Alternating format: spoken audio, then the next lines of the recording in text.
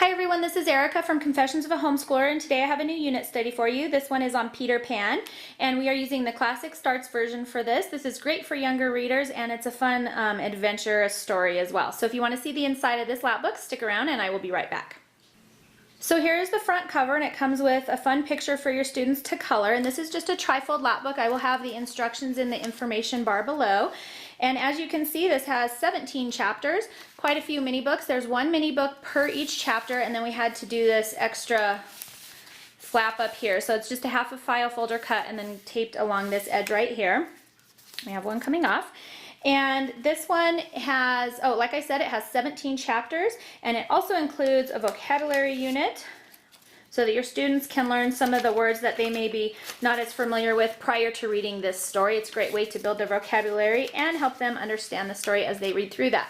And then each of the mini books has goes with one chapter, like I mentioned, and each one has its own comprehension questions for that chapter. So after they read the chapter, they'll complete one of these mini books, answer all the questions, and then they can add it to their lap book.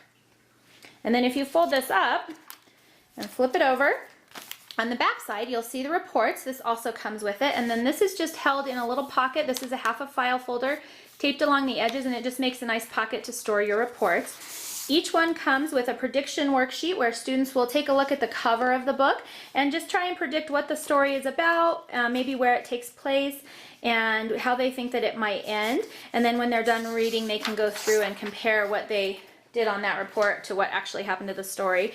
And then it also includes this timeline piece, and I'm not too picky on this one. I just let them do whatever they want, but they basically are instructed to write down or draw a picture for each of the main events that happen as they're reading through the story. So you may need to print more than one of these sheets depending on how much your student picks out as important facts about the story. The next sheet is called A Few Facts About, and it just talks about the setting, the main plot of the story, the main character, and then your students' favorite things so far about the story. And then they're also going to learn the difference between a protagonist and an antagonist, and the definitions are in your teacher's manual, which I'll show you in just a minute.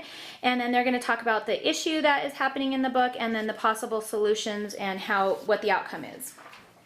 And then they also all come with a book report, a final book report that just talks about the author, the illustrator, a summary of the book, and then their actual report on it. And then they can also do a picture right here as well.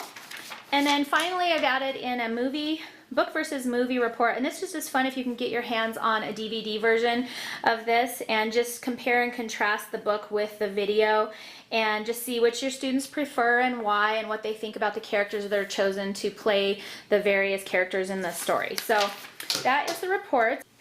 And then, as I mentioned, all of my units come with an activity guide or teacher's manual, and it'll tell you what kind of materials you need to do this, how to prepare the lap book, what to do prior to reading. I usually assign out the vocabulary at that time, how to fill out that timeline, and then for each chapter comes with the name of the chapter, what they're supposed to do for that chapter, and then the questions. And then your teacher's manual, like I mentioned, has the answers to those questions so that you don't have to read ahead or read along with your child to make sure that they're actually comprehending the lesson as they read it. So this just makes it a lot easier for you to assign these out to your students. If you have younger students, you can also do it as a group, and you can do the reading with them, and then they can do the lap book, and then instead of writing inside of it, they could draw pictures or whatever helps remind them of what happened in that chapter.